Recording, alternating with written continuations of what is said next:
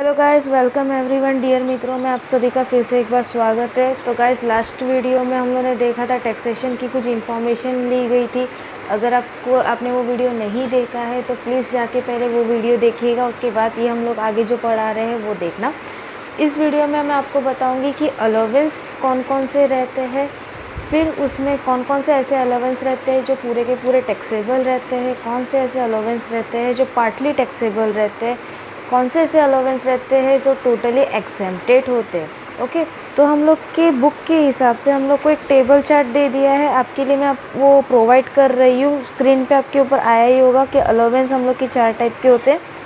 एक fully taxable allowance, फिर partly exempted allowance, third exempted allowance in certain situation, fourth fully exempted allowance. Okay, तो हम लोग इसको स्टेप टू स्टेप देखने जाएंगे। ये वीडियो थोड़ा सा लंबा चलेगा क्योंकि मैं अलाउंस के बारे में तो बताऊंगी, लेकिन उसके साथ साथ मैं ये भी बताऊंगी कि इसका अगर क्वेश्चन आया तो आपको किस तरीके से सॉल्व करना है। ओके, तो चलते। सबसे पहले ऐसे कौन से अलाउंस है जो टोटली टैक्सेबल है। इसमें हम लोग की 5 चीज़ें दी गई है। Dearness allowance, second city compensatory allowance, third medical allowance, fourth servant allowance, tiffin allowance etcetera, fifth any other cash allowance. तो पहले हम लोग इसकी तरफ देखते हैं कि ये होता क्या है। Dearness allowance, it is paid to compensate the employ against general price rise in the economy, it is wholly taxable. ये सिर्फ उस तभी दिया जाता है अगर हम लोग की जनरल प्राइस लेवल जो है वो इंक्रीज्ड होती है, तो हम लोग को डियरनेस अलाउंस यानी एडिशनल अलाउंस दिया जाता है। वो हम लोग का सैलरी इनकम में से टोटली टैक्सेबल होता है। सेकेंड हम लोग का है सिटी कंपेंसेटेड अलाउंस। गाइस, आप लोग को पता होगा कि बहुत सारे वर्कर्स ऐसे रहते हैं जो काम के लिए अपनी रूरल एरियाज़ या अपना घर छोड़ के दूसरे जगह पे जॉब करने जाते हैं। तो उन लोग को वहाँ का कुछ चार्जेस, यहाँ वहाँ का हम लोग का कुछ रेंट वगैरह होगा, तो वो रेंट कंपनी प्रोवाइड करती है। उसी को हम लोग सिटी कंपेंसेटरी अलाउंस बोलते हैं। ये अलाउंस हम लोग की सैलरी के साथ इंक्लूड किया जाता है, इसके लिए ये अलाउंस भी हम लोग का टोटली टैक्सेबल रहता है।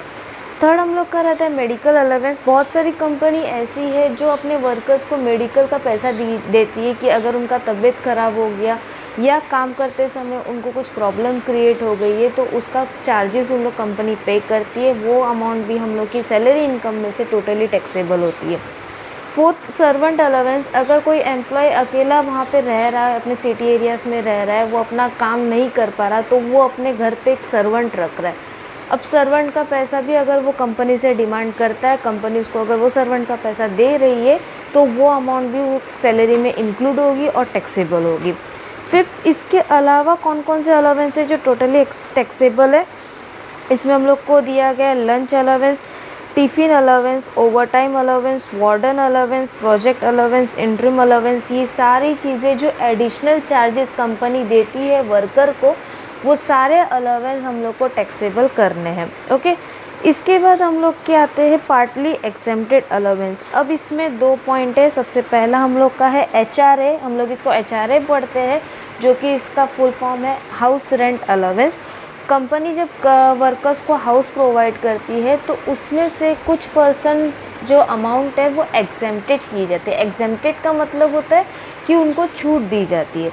तो अब एग्जेम्प्टेड हम लोग किस तरीके से निकालते हैं, इसके 3 कंडीशन है। गाइस, प्लीज़ इसको बहुत अच्छे से सुनिएगा क्योंकि HRA का पॉइंट जो है हमारे एग्ज़ाम पॉइंट ऑफ व्यू से सबसे ज़्यादा पूछा जाता है। ओके, HRA में हम लोग की 3 कंडीशन दी गई है। सबसे पहले एक्चुअल HRA रिसीव, यानी जितना HRA रिसीव हुआ है रियल में वो देखना है।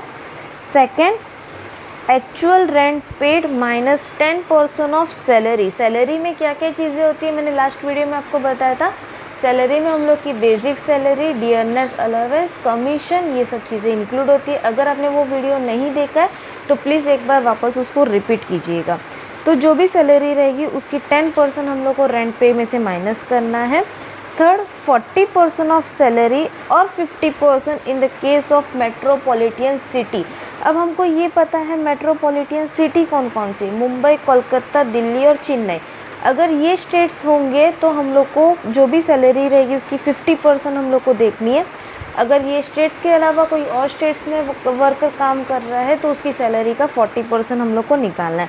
इन तीनों को अगर निकालने के बाद हम लोग का जो सबसे लिस्ट होगा वो लिस्ट हम लोग का एग्जेम्प्टेड होगा एक्चुअल अमाउंट में से।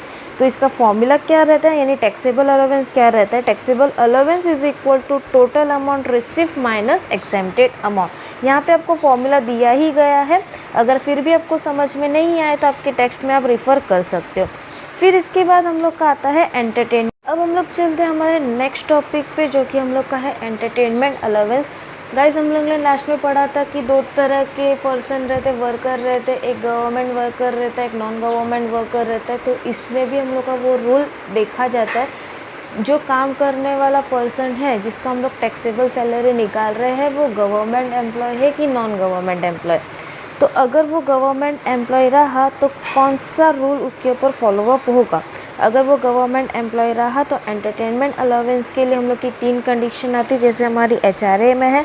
सबसे पहले condition 5000, second 1/5 of basic salary, basic salary का हम लोग को 1/5 पार्ट करना है। थर्ड एक्चुअल अमाउंट रिसीव, ये तीनों में से जो लेस होगा वो हम लोग का एग्जेम्प्टेड होगा एंटरटेनमेंट अलाउंस के थ्रू। ओके, अगर वो नॉन गवर्नमेंट एम्प्लॉय रहा है यानी प्राइवेट वर्कर रहा तो उसका जो भी एंटरटेनमेंट अलाउंस रहेगा वो पूरा का पूरा हम लोग टैक्सेबल कर देंगे। तो ये हम लोग का रहा पॉइंट एंटरटेनमेंट अलाउंस का। उसके बाद हम लोग के कुछ स्पेशल अलाउंस आते हैं। स्पेशल अलाउंस में travelling allowance, daily allowance, convenience allowance, helper allowance, academic allowance, uniform allowance. अब गाइज मैं आपको इसमें कुछ और कन्फ्यूजन नहीं क्रिएट कर रही, बस इतना पता करो कि ये जो अलाउंस सारे के सारे हैं वो टोटली टैक्सेबल होंगे, इसकी वजह से ये टैक्सेबल के अंदर हम लोग डाल देंगे। ओके, इसके बाद ध्यान देने वाली पॉइंट ये है कि चिल्ड्रन, अब हम लोग के वर्कर हमारे फैमिली के साथ अगर वहाँ पे रह रहे और उनके बच्चे अगर स्कूल में पढ़ रहे, स्कूल का अलाउंस अगर कंपनी प्रोवाइड कर रही है तो उसके कोई कौन कौन सी ऐसी चीज़ें हैं जो एग्जेम्प्टेड है अमाउंट रिसीव से, वो हम लोग देखते हैं। When exemption is subject to certain limit under section 10(14). Okay, इसमें हम लोग के दिए हुए हैं कुछ 4 पॉइंट। सबसे पहला children education allowance. Children education allowance में एग्जेम्प्टेड अमाउंट फॉर टैक्स रहता है ₹100 per month per child up to a maximum of 2 children. ये पॉइंट मैं वापस रिपीट कर रही हूँ क्योंकि ये फोकल पॉइंट है, आपको इसके रिलेटेड भी क्वेश्चन आएगा। ₹100 per month per child up to a maximum of 2 children, ज़्यादा से ज़्यादा 2 बच्चे, 100 पर मंथ और पर चाइल्ड का ₹100 रहता है। ओके, इतना हम लोग का अमाउंट एग्जेम्प्टेड रहता है। अगर वो बच्चा हॉस्टल में पढ़ रहा है और कंपनी हॉस्टल का एक्सपेंडिचर दे रही है तो रूल चेंज हो जाएगा। रूल होगा ₹300 per month per child up to a maximum of 2 children. पहला हम लोग का था 100, अब हॉस्टल में हम लोग का आ गया है 300। ओके, तो गाइस शायद आपको समझ आ गया होगा कि किस तरीके से हम लोग को इसके अंदर एग्जेम्प्टेड अमाउंट रखना है। उसके बाद tribal area and schedule area, an exemption of ₹200 per month is allowed to the employee receiving this allowance for rendering service in tribal area। अगर वो किसी ट्राइबल एरिया में काम कर रहा है, जैसे कि मध्य प्रदेश, तमिलनाडु, उत्तर प्रदेश, ये सारी जगह में वो काम कर रहा है, तो उसका 200 पर मंथ जो है वो एग्जेम्प्टेड होगा।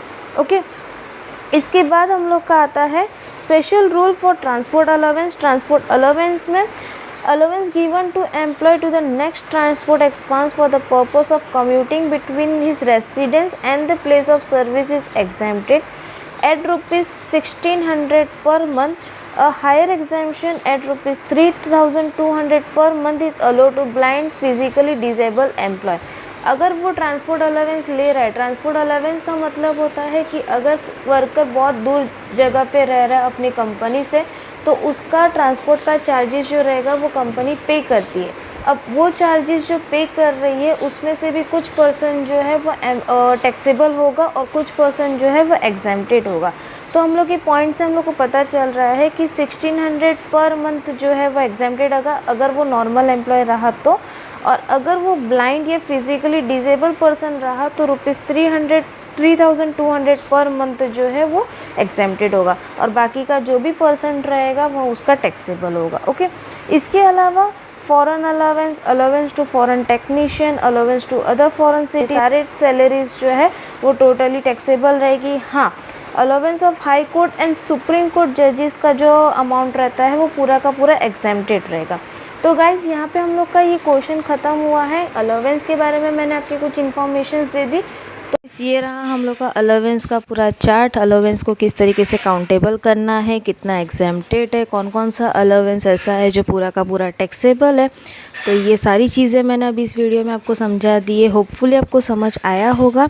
अगर नहीं समझ आया तो आप कमेंट सेक्शन में जाके मेरे को पूछ सकते हो उसके बारे में। और अगर आपको समझ आ रहा है तो प्लीज़ वीडियो को शेयर करना ना भूलिएगा। अब हम जो नेक्स्ट वीडियो में देखेंगे तो वो वीडियो में मैं आपके लिए इस बेस पे सारा सोल्यूशन बताऊंगी। तो तब तक के लिए वेट करते रहिएगा नेक्स्ट वीडियो का। मिलते हैं फिर से। Thank you so much.